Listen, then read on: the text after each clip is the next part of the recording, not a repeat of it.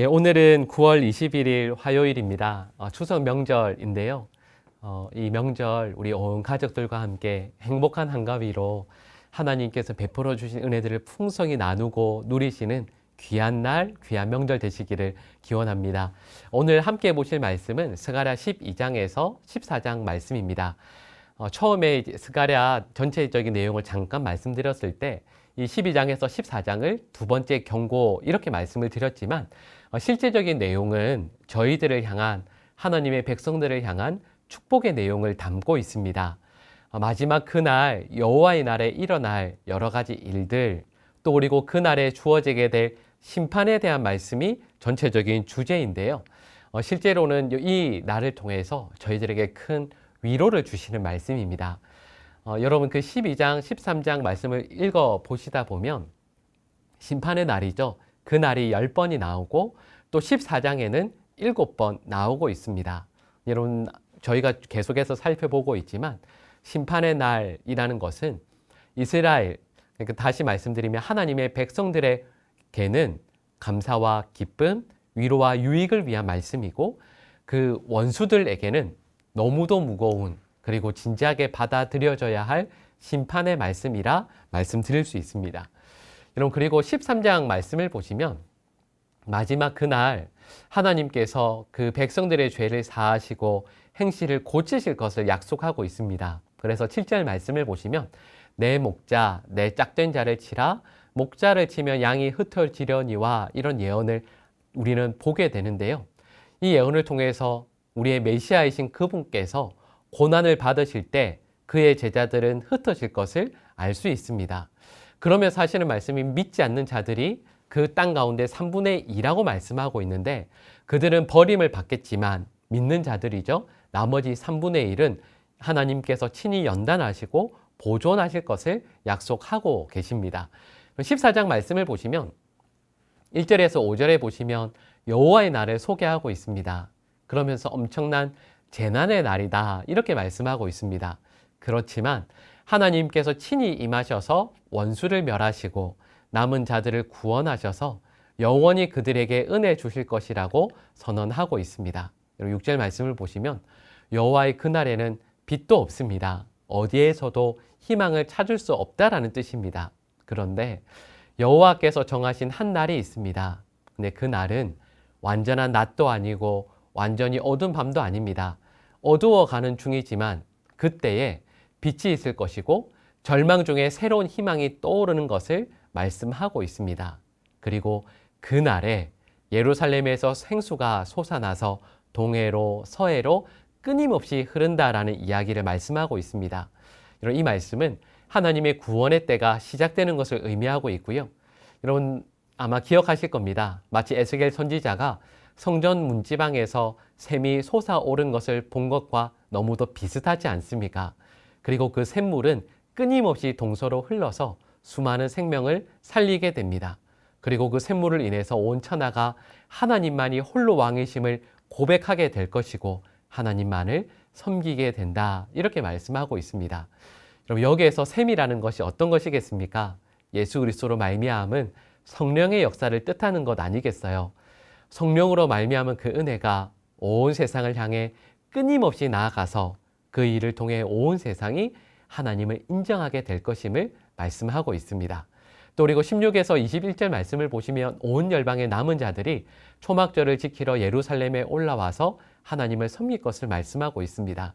여러분 초막절은 하나님께서 이스라엘 백성을 광야에서 인도하셨던 그 은혜를 기억하면서 지키는 절기입니다. 특별히 종말의 때를 메시아의 재림과 통치에 대한 말씀으로 이 초막절을 저희들 상징적으로 받아들이게 됩니다.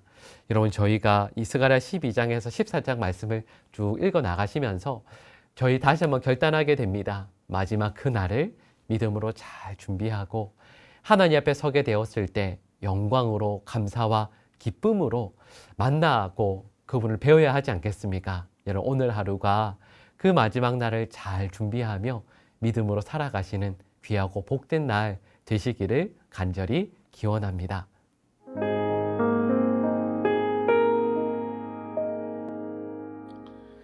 9월 21일 화요일이 되었습니다. 여러분 추석인데 하나님의 평강 가운데서 온 가정이 기쁨으로 함께 하시기를 간절히 바랍니다. 오늘 우리가 같이 읽으실 말씀은 스가랴 13장 1절이 되겠습니다. 그날의 죄와 더러움을 씻는 셈이 다윗의 족속과 예루살렘 주민을 위하여 열리리라. 아멘. 스가랴서의 전반부에는 예루살렘의 귀환한 백성들이 성전을 재건하는 일을 중심으로 해서 말씀이 예언되어 있습니다. 그런데 그 후반부에 가면 이제 메시아께서 이 땅에 오신다는 말씀과 함께 종말론적인 구원의 메시지가 담겨 있어서 그 예언의 지평이 아주 굉장히 넓어지고 또 멀리까지 펼쳐지고 있음을 볼 수가 있겠습니다. 이 메시아 예수님에 관한 예언이 여러 가지가 있는데 우리가 어제 생각을 해본 것처럼 겸손하셔서 나귀 새끼를 타신다고 하는 말씀이 있었죠. 또 그런가 하면 은 30개에 팔리신다는 말씀도 있고 또 그 은이 불의의 싹신데 토기장이에게 던져질 것이라고 하는 말씀도 있습니다. 또 그런가 하면 목자를 치면 양들이 흩어질 것이다. 예수님께서 고난을 받을 때 제자들이 뿔뿔이 흩어질 것을 예언하신 말씀도 담겨 있습니다. 이 예언들이 다 그대로 이루어지는 것이죠. 그래서 예수님께서 메시아로 이 세상에 오셨어요. 그리고 예수님께서는 나귀 새끼를 타시고 예루살렘에 입성하셨고 우리들을 위하여 십자가에 달려 그 고귀한 보혈을 흘리셨습니다. 예수님의 보혈이 흘려짐으로 우리의 죄를 씻는 놀라운 역사가 나타나게 되었는데 오늘 본문이 바로 그것을 말씀하고 있습니다. 그날의 죄와 더러움을 씻는 셈이 다윗의 족속과 예루살렘 주민을 위하여 열리리라. 아멘. 여러분, 사람들은 샘물을 길어다가 마시기도 하고 또 그것으로 몸을 씻기도 하고 또 그것으로 세탁을 하기도 하죠. 그러나 이 세상에 아무리 좋은 샘들이 있다고 해도 우리의 죄를 씻는 샘은 없습니다. 우리의 죄를 씻는 셈은 오직 하나 예수님의 십자가 보혈밖에는 없는 것이죠. 근데 예수님의 십자가 보혈은 씻지 못할 죄가 없는 것입니다. 그래서 우리는 찬송하기를 샘물과 같은 보혈은 임마누엘 피로다.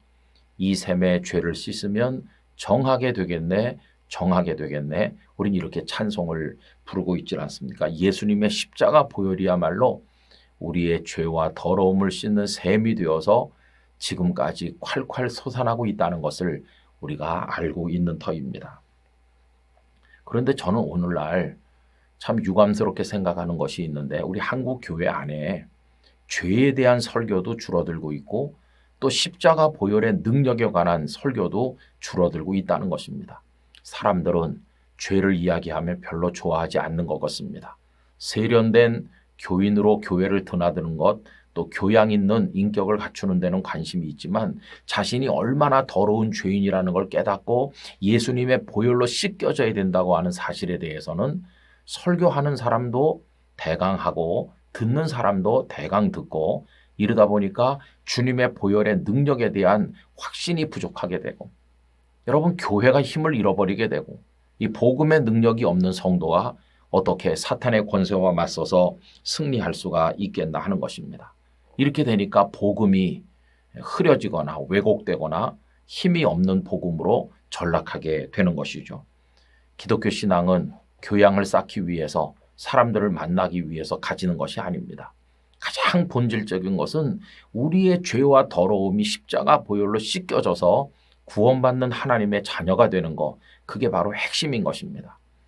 그래서 여러분, 우리들은 날마다 주님의 십자가를 바라보게 되기를 원합니다. 주님께서 우리를 위해 열어주신 죄와 더러움을 씻는 셈인 이 십자가 앞에 나와서 우리의 모든 허물을 내놓고 죄를 고백하고 씻김받은 기쁨을 가지고 하나님 앞에서 살아가게 되기를 간절히 원하는 것입니다. 신앙의 초점을 여기다 맞출 때 우리의 신앙은 힘 있는 신앙이 될 것이고 죄 씻음 받은 자에게 주시는 하나님의 놀라운 은총을 누리게 될 것입니다. 우리 영락교회와 이 땅의 모든 교회들이 이 십자가와 부활의 복음 위에 세워지기를 간절히 기원합니다. 거룩하신 아버지 하나님, 죄인들인 저희를 위하여 죄와 더러움을 씻는 샘을 열어주셔서 감사드립니다. 예수 그리스도의 십자가 보혈이야말로 저희의 흉악한 죄를 씻어 하나님의 자녀가 되게 하는 능력이 있음을 믿습니다. 한국교회가 이 보혈의 능력을 확신하게 하시고 모든 성도가 죄 씻음을 받은 기쁨으로 하나님을 찬송하며 살아나갈 수 있도록 은혜를 허락하여 주옵소서. 예수님의 거룩하신 이름으로 기도 올리옵나이다. 아멘.